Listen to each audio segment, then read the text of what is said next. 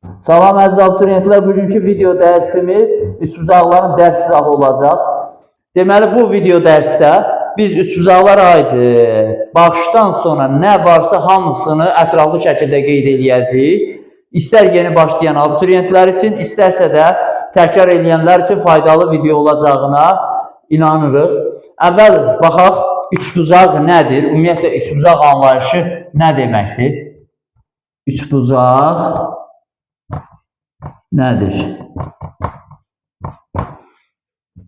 İstənilən üçü bir düz xətt üzərində olmayan nöqtələrin ardıcıl birləşməsindən əmələ gələn fiqura biz üçbucaq deyəcəyik.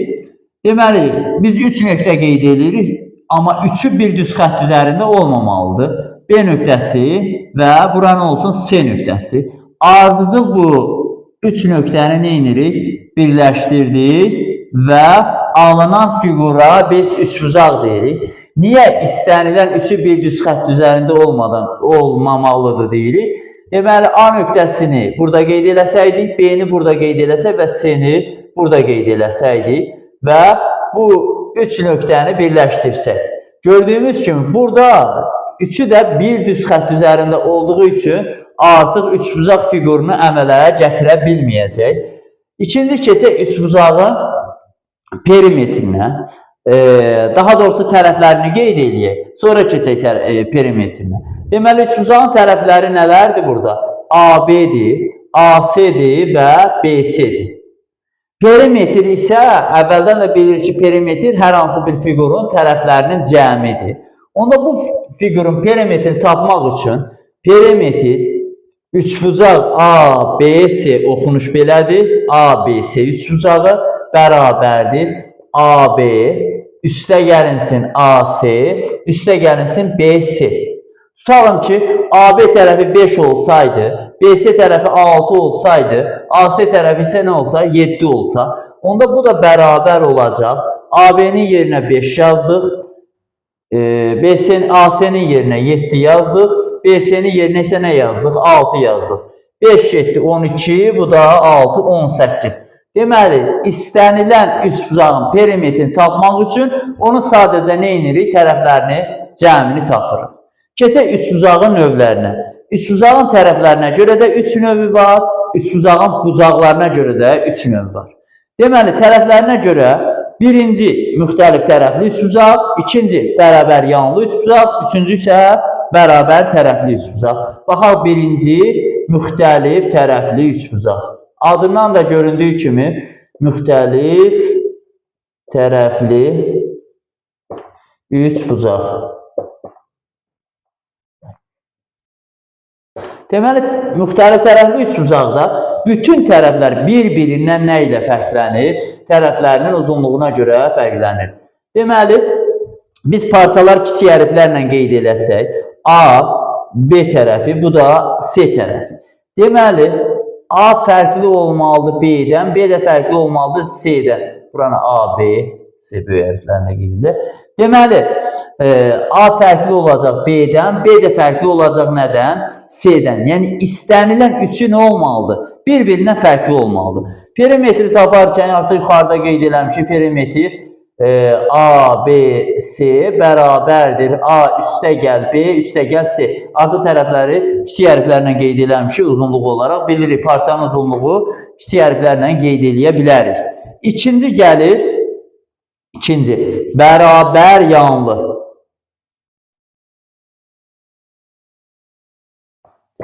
Üçbucaq. Bərabər yanlı üçbucağın iki tərəfi bir-birinə bərabərdir. Üçüncü tərəfi isə nədir? Fərqlidir. Tutalım ki, burada yenə qeyd eləyək A, B, C üçbucağı. Onda A, B tərəfi ilə tutalım ki, B, C tərəfi nədir? Bir-birinə bərabərdir. A, B bərabərdir B, C olarsa, istənilən iki tərəfi artıq bir-birinə bərabərdirsə, biz bu üçbucağa bərabər yanlı üçbucaq deyə bilərik. Gəlin bunun da perimetrini tapaq. Onda AB-yə A desəm, BC-də nə olacaq? A olacaq da tərəflər bərabərdir. Digər tərəf, üçüncü tərəfə də bir B desək AC tərəfinə. Perimetr üçbucaq A, B, C bərabərdir. AB üstə gəlinsin BC, üstə gəlinsin AC. Onda AB'nin də yerinə, BC'nin də yerinə nə yazsam? A yaza bilərəm də hər ikisinin də yerinə. Olacaq A üstə gəl A, üzərinə gəlinsin B. Buradan da 2A üstə gəl B şəklinə gəlib düşəcək. Deməli, müxtəlif tərəfli üçbucağın perimetrini taparkən tərəflərin üçündə cəmləyirik. Bərabər yanında da tərəflərin üçündə cəmləyirik. Amma iki tərəfi bərabər olduğu üçün artıq nədir? 2A plus B şəklinə gətirib qeyd eləmək olar. Üçüncü isə gələk müxtəlif tərəfli üçbucağı demişik, bərabər yanlını demişik, bərabər tərəfli üçbucağı. Bərabər tərəfli üçbucaq nədir? Bərabər tərəfli üçbucağın üç tərəfi də bir-birinə bərabərdir. Bərabər tərəfli üçbucaq.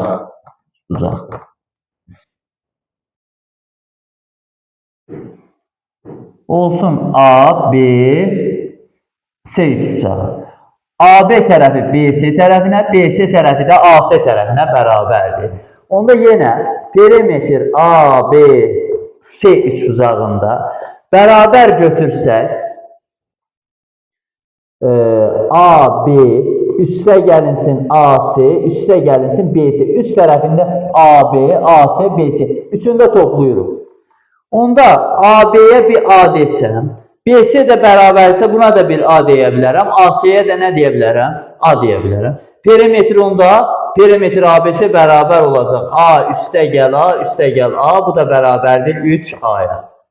Deməli, bu üç müxtəlif tərəfli üçbucaq, bərabər yanlı və bərabər tərəfli üçbucaq. Hər üçünə aid əlavə deməli, nümunələrdə neyniyək?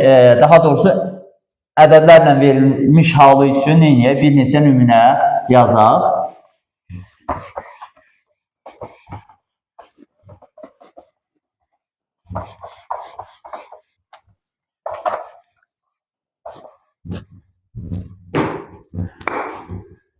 Deməli, üçbucaqdır. Tərəfləri olsun 7-dir, 9-dur və 8-dir. Gördüyümüz kimi bunun perimetrini istəyirsə bizdən A, B, C üçbucağı. Perimetr ABC bərabərdir. 7 üstə gəl 8, üstə gəl 9. Hər üçün neynədik? Topladıq. 17 neçə? 24-ə. Bəs digər üçbucaqda olsun A, B, C. Bura olsun 7, bura olsun 7, bura olsun neçə? 8. Deməli, artıq bunun perimetrini taparkən, perimetr A, B, C bərabərdir. 2A üstə gəl B düsturundan istifadə eləsək, onda nə olacaq? 2 vur 7, üstə gəlinsin 8, 2, 7, 14, 14-ün üstə 8 gəldi, neçə elədi? 22. Üçüncü hal üçün, bərabər tərəfli üçbucağı üçün olsun A, B, C üçbucağı. Bura 8-dir, burada 8-dir, burada 8-dir. Onda perimetr bərabərdir 3A. Perimetr A, B, C. C. Üç tərəfi də bir-birinə bərabər olduğu üçün 3A düsturundan istifadə edirik. 3 vurulsun 8, bu da neçə elədi? 24-ə bərabərdir. Deməli, biz artıq öyrəndik ki, üçbucağın tərəflərinə görə 3 növü var və onların perimetri necə hesablanır. İndi keçək üçbucağın bucaqlarına görə növlərinə baxaq. Onu da qeyd eləyək ki, üçbucağın daxili bucaqlarının cəmi, əlavə olaraq onsuz da qeyd eləyəcəm. Daxili bucaqlarının cəmi 180-dir, xarici bucaqlarının cəmi isə 360 dərəcədir. Üçbucaqlar növlərinə görə bölünür. Birinci, iti bucaqlı üçbucaq. İkinci, düz bucaqlı üçbucaq.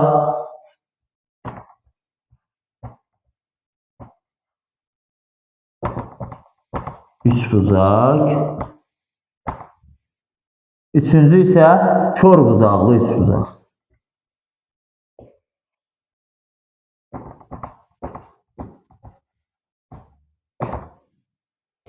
Baxaq birinciyə. Bunları qeyd elədik, qalsın bura. Birinci. Deməli, o üçbucağa biz iti bucaqlı üçbucaq deyə bilərik ki, onların hər üçü iti bucaqlı olsun. Yəni, iti bucağın bilirik də dərəcə ölçüsü 0 dərəcə ilə 90 dərəcə arasında yerləşir. O zaman A, B, C. Burada bucaq A da kiçik olmalı 90 dərəcədən, bucaq B də kiçik olmalı 90 dərəcədən, bucaq C də kiçik olmalı 90 dərəcədən. Deməli, hər üç bucağı 90 dərəcədən kiçik olmalıdır ki, biz bu üç bucağa nə deyək? İti bucaqlı üç bucaq deyə bilərik. İkinciyə baxırıq, düz bucaqlı üç bucaq. Bucaqlardan hər hansı biri düz bucaqdırsa, biz ona düz bucaqlı üç bucaq deyəcəyik. Deməli, üç bucağın daxili bucaqlarının cəmi 180 olduğu üçün birini götürsək, bura artıq 90 dərəcədir.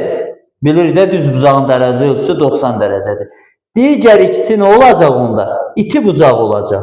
Bura olsun A, B, C.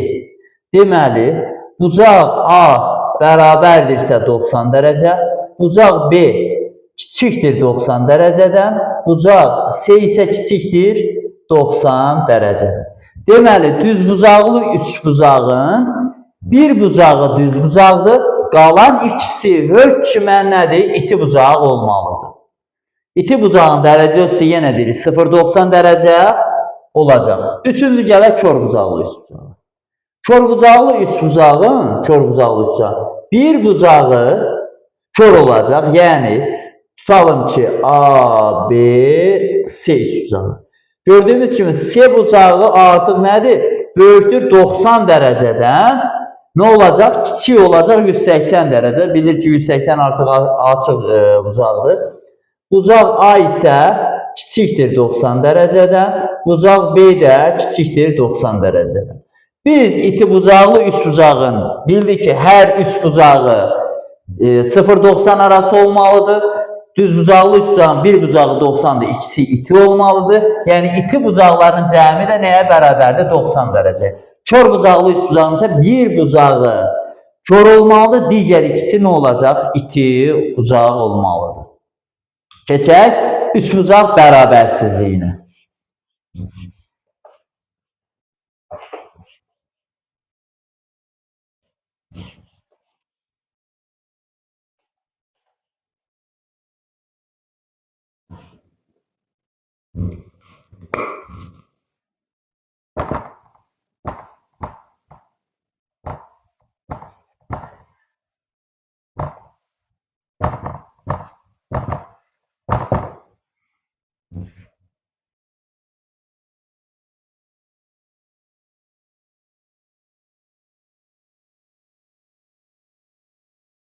Bura olsun A tərəfi, bura olsun B tərəfi, bura olsun C tərəfi.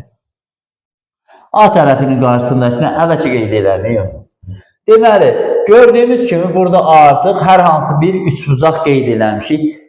İstənilən üçbucaqda iki tərəfin cəmi üçüncü tərəfdən üçüncü tərəfi iki tərəfin cəmindən kiçik olmalıdır. Üçüncü fərqinin modulundan isə nə olmalıdır? Böyük olmalıdır. Deməli, biz burada istər A, B, C hər hansı bir tərəfi ortada qeyd eləyək, olsun A tərəfini. Biz nə dedik? Digər iki tərəfin cəmindən kiçik olmalıdır. Fərqinin modulundan isə nə olmalıdır? Böyük olmalıdır. İkinci tərəfi qeyd eləsək, B tərəfi. Onda A plus C-dən kiçik olacaq və A minus C-nin modulundan böyük olacaq. Üçüncü tərəf C-ni qeyd eləsək, A plus B cəmindən kiçik, A minus B fərqinin modulundan isə böyük olacaq. Bunun haqqında deməli, sadəcə burada dəyişənlərlə qeyd eləmək, nə kifayətlənməyək, bir nə yazaq, ədədlərlə yazaq. Bir üçbucaqdır burada. Tutalım ki, tərəfi 8 olsun, bir tərəfi 9 olsun, digər tərəfi 10 olsun. Hər hansı bir tərəfi seçsək, məsələn, seçək 10 tərəfini seçirik. Yazırıq ortada. Biz nə demişik? Digər ikisinin cəmindən kiçik, fərqinin modulundan isə nə olmalıdır? Böyük olmalıdır. Deməli, 8-dən 9 çıxdıq, modulunu tapdıq, neçə elədir? 1, -1, -1-in modulu böyükdür, kiçikdir həqiqətən ondan və 10 da kiçikdir nədən? 8-dən 9-un cəmi 17-dən. Digər tərəflərində siz yazıb yoxlaya bilərsiniz. Bir digər üçbucaq qeyd edirik. Gəlin bizə deyir ki, üçbucağın tərəfləri 4-dür və 9-dur. Daha doğrusu sərhəddi qeyd edək, onu da nəzərə alaq, olsun 8. Bir üçbucağın, tutalım ki, bir tərəfini seçirik, 8 tərəfini seçirik. Nə olmalıdır? Digər iki tərəfin cəmindən kiçik olmalıdır, fərqindən isə böyük olmalıdır. 4 çıxılsın 4. Fərqinin modulundan. 0-dan, bəli, böyükdür 8, doğrudur. Amma 8 8-dən kiçik deyil, 8 8-ə bərabərdir. Demək, belə bir üçbucaq nədir? Qurmaq mümkün deyil. Heç vaxt bu cür üçbucaq qurmaq mümkün olmayacaq. Deməli, nə öyrənmiş olduq? İstənilən üçbucaqda hər hansı bir tərəf digər ikisinin cəmindən kiçik olmalıdır, hökmən bərabər də hətta ola bilməz. Fərqinin modulundan isə nədir? Böyükdür. Yəni, biz iki tərəfini topladıq, üçüncüdən nədir? Böyük olmalıdır. Fərqinin modulu isə üçüncü tərəfdən kiçik olmalıdır. Bu birinci hal idi. Bu umumi idi. Bu öyrəndiyimiz bütün üçbucaqlara nədir? Şamil eləmək olar.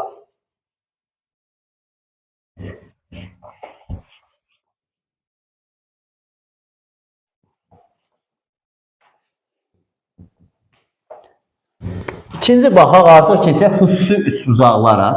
İkinci, hər hansı bir iki bucağın qarşısında duran tərəfə baxaq.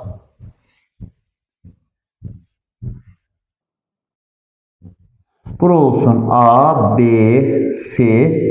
A'nın qarşısındakı alfa bucağı götürək, B'nin qarşısındakı beta bucağı götürək, C'nin qarşısındakı isə gamma bucağı götürək. Burada hər hansı bir bucağı götürək, alfa haqqında danışaq.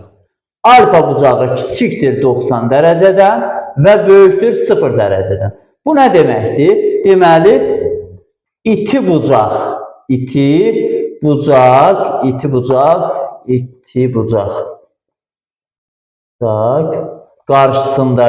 qarşısındakı tərəf. İti bucaq qarşısındakı tərəf qeyd edirik A tərəfini. Nədir? Digər iki tərəfin fərqindən böyükdür. Yəni B minus C fərqinin daha doğrusu modulundan böyükdür və kiçikdir. Kvadratları cəmindən kök altında, kvadratları cəmindən nədir? Kiçikdir. Əgər burada sadəcə biz alfanı yazmışıq beta. Beta ilə gammanın biz bilmirik. Hansı iti ola bilər, kör də ola bilər və ya düz də ola bilər. Bizə heç də maraqlı deyil. Sadəcə bir bucaq seçdik. Alfa biz nədir? Dedi ki, iti bucaqdır. Deməli, fərqinin modulundan böyük olmalıdır, kvadratları cəmindən kiçik olmalıdır.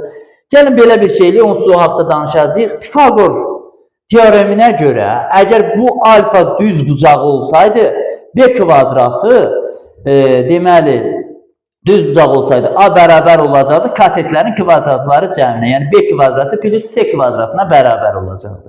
Gördüyümüz kimi, iti olduğu üçün artıq həmin Pifagora gəlib çata bilmir də. Çünki tam düz bucaqda artıq bu bərabərlik ödənlərdir. Hələ düz bucaq olmayıb deyə, deməli, B kvadratı plus C kvadratının nədir? Kök altından daha da kiçikdir. Onda keçək, üçüncü, elə düz bucaq üçün baxaq. Düz bucaq qarşısındakı tərəf.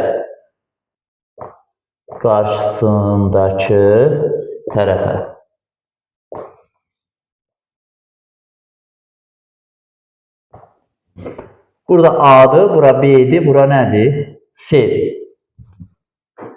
Deməli, uşaqlar, gördüyümüz kimi buranı biz düz bucaq qeyd eləmişik. Əgər, baxın, bura alfa qeyd eləyək, alfa fərqi yoxdur. Aha, belə də qalsın. ya da elə alfa qeyd edilir. Alfanın qarşısındakı tərəf burada C-dir. Əsas dəyişənlərə fikir vermək lazım deyirlər. Dayandığı mövqedən asılıdır. Deməli, burada alfa bərabərdir neçə dərəcədir?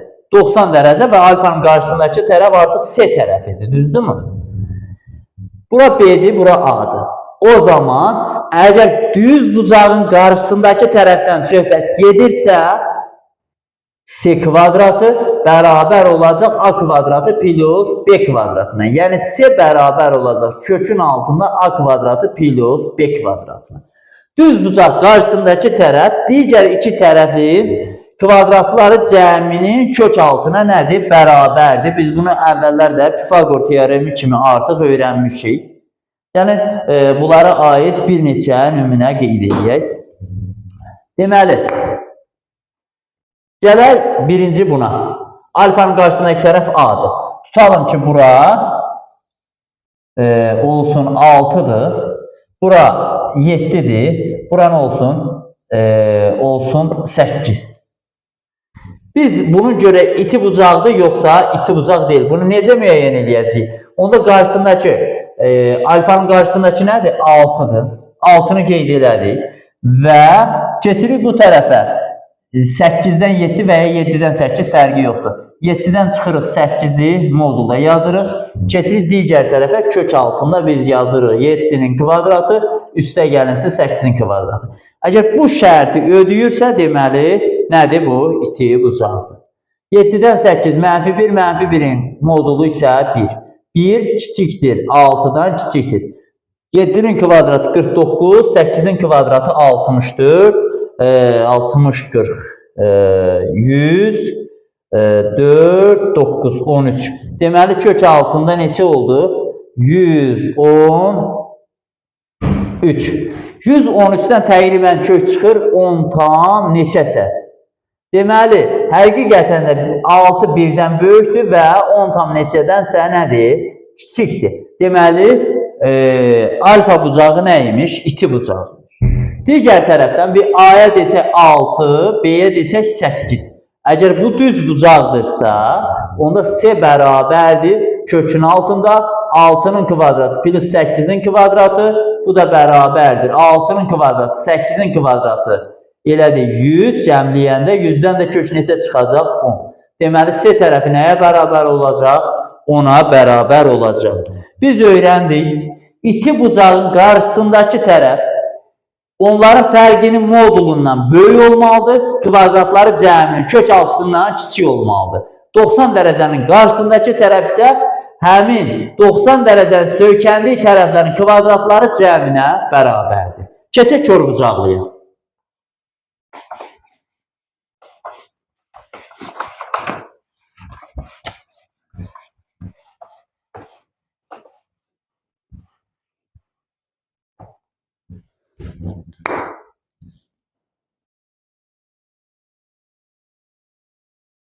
Bura olsun A tərəfi, B tərəfi, C tərəfi, bura olsun alfa. Alfa kör bucaqdır. Yəni alfa 90 dərəcədən böyükdür və 180 dərəcədən kiçikdir. Biz nəyi nəzərə almalıyıq? Bax, fikir verirsə, iti bucaqda kvadratları cəmindən kiçik oldu. Çünki düz bucağa gəlib çatmamışdı. Düz bucaqda artıq kvadratları cəminə bərabər oldu 3-cü tərəf. Biz kör bucağı fikirləşəndə nəyi bilmək lazımdır ki? Deməli, artıq bu 90 dərəcəni keçibsə, Pifagor ədədlərindən nədir? Kvadratları cəmindən daha nə olmalıdır? Böyük olmalıdır. Onda 3-cü tərəfi ortada yazırıq. Və kör bucaq olduğu üçün artıq Pifagor neynədir? Ötdü, keçdi. Oldu A kvadratı plus B kvadratının kök altında nə olacaq? Böyük olacaq və biz ən başdan öyrənmişdik. Demişdik, istənilən üç bucaqda iki tərəfin, üçüncü tərəf, iki tərəfin cəmindən nə olmalıdır? Kiçik olmalıdır. Onda A plus B'dən nədir? Kiçikdir. Kör bucaqlı üç bucağın, kör bucaq qarşısındakı tərəf onun söykəndiyi bucaq, həmin bucağın söykəndiyi tərəflərin kvadratları cəminin kök altısından böyük və tərəfləri cəmindən nə olacaq? Kiçik olacaq. Tutalım ki, belə bir üç bucağımız var. Bura 6'dır. Bura olsun elə 8'dir və deyir ki, alfa böyükdür 90 dərəcədən olarsa, üçüncü tərəfin ala biləcəyi qiymətləri tapın. Nə etməliyik? Biz bilirik ki, qaydanı tətbiq edəsək, kök altında 6'nın kvadratı plus 8'in kvadratı kiçikdir. S tərəfi kiçikdir 6 plus nədən? 8'dən. Çünki kör bucaqlısa artıq qarşısındakı tərəf nə olmalıdır? Bu 6'nın söykəndiyi tərəflərin kvadratları cəmi kök altısından böyük olmalıdır. Deməli, 10'dan böyükdür S və 14'dən nədir? Kiçikdir. Əgər natural qiymətlərini soruşursa, məsələn, 11 deyə bilərik, 12 deyə bilərik və 13 qiymətləri ala bilər. Amma natural qiymətləri soruşursa, əgər elə bir şey soruşmursa, 10'dan böyük istənilən ədəd və 14'dən kiçik istənilən ədəd bunu ödəməlidir. Keçək. Biz hər dəfəsində biz demədik ki, dedik ki, iti bucağın qarşısındakı tərəf, düz bucağın qarşısındakı tərəf və kör bucağın qarşısındakı tərəf.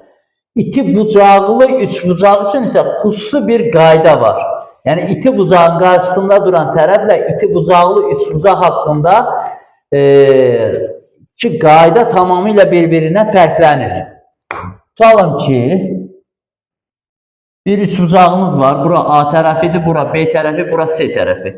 A'nın qarşısındakını alfa yazaq, B'nin qarşısına beta yazaq, C'nin qarşısına gamma yazaq.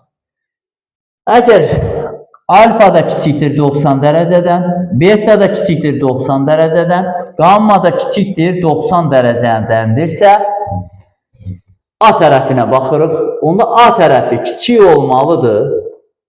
B kvadratı plus C kvadratından böyük olmalıdır. Kökün altında B kvadratı minus C kvadratından. Amma bəli, burada biz modulu yazmalıyıq. Çünki B kvadratı minus C kvadratı hər an mənfiyə gedə bilər. Çünki biz burada bilmirik. Qeyd olunmuyor. Baxın, B böyükdür, yoxsa C böyükdür ki, biz bilək ki, böyükün kvadratına, kiçiyin kvadratına çıxırıq. B tərəfini yazsam, onda necə olacaq? Qayda dəyişmir. A kvadratı plus B kvadratı, üzrünü sayın, C kvadratından kiçik. Kök altında A kvadratı çıx, C kvadratından nədir? Böyük olmalıdır. C tərəfində yazsaq, deməli, B kvadratı plus C kvadratı, B kvadratı minus, yox, A kvadratı, B kvadratı minus A kvadratından böyük olacaq. Bunun üçün gəlin neyniyək? Bir nümunəyə baxaq. Olsun, tutalım ki, bir üçbucağımız olsun. Olsun 4, 5, 6. 4, 5. Üçüncü tərəf deyir ki, bu üçbucaq iti bucaqlı üçbucaq olarsa, tutalım buraya yazaq alfa, beta, gamma. Alfa, beta və gamma kiçikdir hər üçü 90 dərəcədəndirsə, onda tutalım ki, deyir ki, C tərəfin ala biləcəyi qiymətləri aralığını tapın. Biz nədir? C-ni yazacağıq ortada. Kiçikdir, böyükdür. Deməli, 4'ün kvadratı plus 5'in kvadratı. Çünki biz bilirik ki, bu tərəflərin kvadratları cəmindən kök altısından kiçik olmalıdır və kvadratlar fərqindən isə kök altısından böyük olmalıdır. Artıq yazaram 5'in kvadratı minus 4'ün kvadratına nədir? Böyük olmalıdır. 5'in kvadratı çıx 4'ün kvadratı eləyəcək 9, 9'dan kök neçə çıxar? 3 kiçikdir, C kiçikdir. 4'ün kvadratı 16, 5'in kvadratı 25, kök altında 41. Deməli, C tərəfi bu, əgər hər üçü iti bucaqdırsa, C tərəfi 3'dən böyük və kök altında 41'dən kiçik qiymətlər ala bilər. Yox, əgər bizə deyir ki, natural qiymətləri, cəmini, hasilini və ya nəyinsə tap deyirsə, onda hansı qiymətlər ala bilər? Biz kök altında 41'dən təqribən kök alarıq. 6 tam neçə eləyəcək də? Tutalım olsun 6 tam onda 4 ataq. 3'dən böyük 4 olar, onda 5 olar və 6 bura daxil olar. Deməli, 3 dənə natural qiymət ala bilər. 4, 5 və 6. Deməli, biz nə öyrəndik? Üçbucaq, bərabər yanlı, bərabər tərəfli, müxtəlif tərəfli üçbucaqlar, iti bucaqlı, kör bucaqlı və düz bucaqlı üçbucaq bunlar nədir və üçbucaq bərabərsizliyi nədir?